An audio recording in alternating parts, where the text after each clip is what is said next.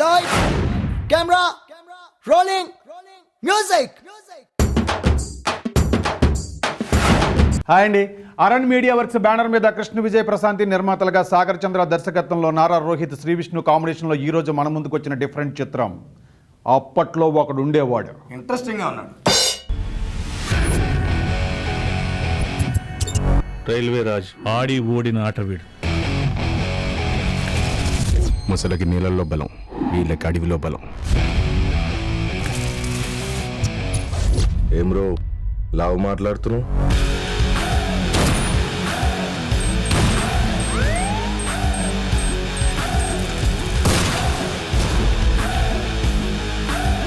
ఉత్కంఠభరితంగా జరుగుతున్న మ్యాచ్ చివరి దశకు వచ్చేసింది. కెప్టెన్ రైల్వే రాజు స్ట్రైకింగ్ వస్తున్నాడు. పేరేంటి? Railway Raj sir. మీ బాబాయ్ మన రైల్వే మినిస్టర్. ఈ అప్పట్లో ఒకడుండేవాడు కథ చెప్పాలంటే ఇది ఒక విభిన్నమైన కథ. లీగ్ క్రికెట్ మ్యాచ్ల్లో తన సత్తా చూపించి జాతీయ క్రికెటర్ అవుతాడు అనుకున్న టైంలో అతని జీవితంలోకి ఓ పోలీస్ ఆఫీసర్ ఎంటర్ అయ్యి ఆ తర్వాత జరిగిన సంఘటనల వల్ల వాళ్ళ గమ్యం మారిపోయి క్రికెటర్ అవ్వాల్సిన అతను నేరస్తుడిగా మారి నేర ప్రపంచంలో బాగా పాపులర్ అయిపోయిన తర్వాత ఈ పోలీస్ ఆఫీసర్కి అతనికి మధ్య ఎలాంటి వైరం సాగింది, వాళ్ళ జీవిత గమ్యం ఎటువైపు మళ్ళింది అనే ఒక మంచి విభిన్నమైన పాయింట్తో మనం ముందుకు వచ్చిన కథ ఈ అప్పట్లో ఒకటి ఉండేవాడు. ఈ కథలో రైల్వే రాజు అనే పాత్ర వాస్తవంగా లేకపోయినా నిజంగానే అతను ఉండేవాడేమో, అతని బయోపిక్ ఏమో ఇది అని అనిపించింది. కరెక్ట్. 10 రూపాయలు చందా ఇవ్వడానికి 10 సార్లు ఏడ్చారు. 1,00,000 రూపాయలు ఇస్తారా? అసలు వాడికి ఎందుకు ఇవ్వాలి? వాడు భగవాన్ దాస్ కాబట్టి. క్రికెట్ ప్లేయర్ అన్న మొన్నే పేపర్లో ఫోటో కూడా పడ్డది.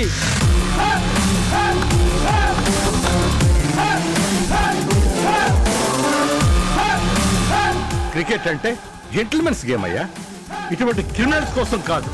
స్పోర్ట్స్ వేరే ఇష్యూతో లింక్ చేయడం కరెక్ట్ కాదు సార్. వీడిని ఎక్కడ కొడితే గట్టిగా తగులుతుందో నాకు బాగా తెలుసు.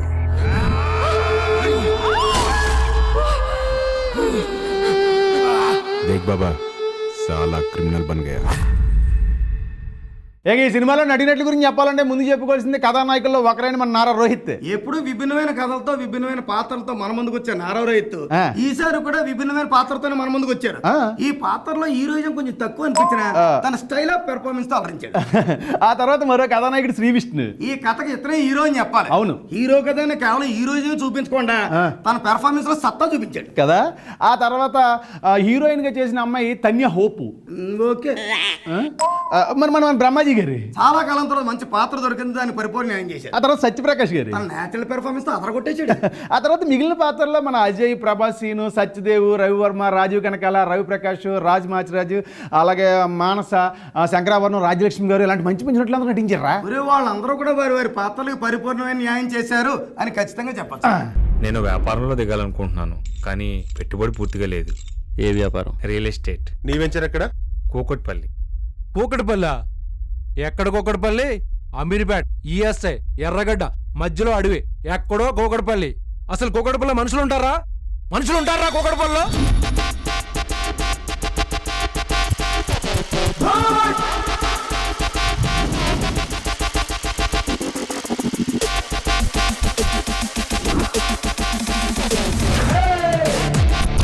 మనది కాని డబ్బు హరాం అవుతుంది, నేను ముట్టను.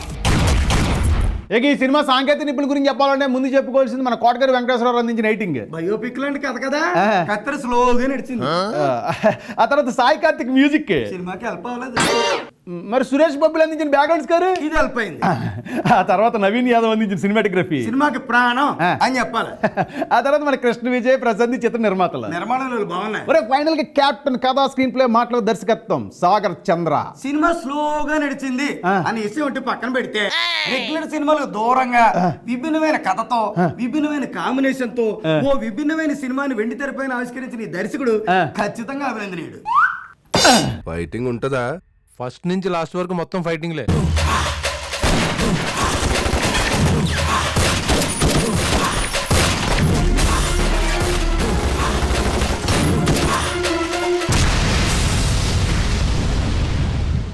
In the time of war, law should be silent.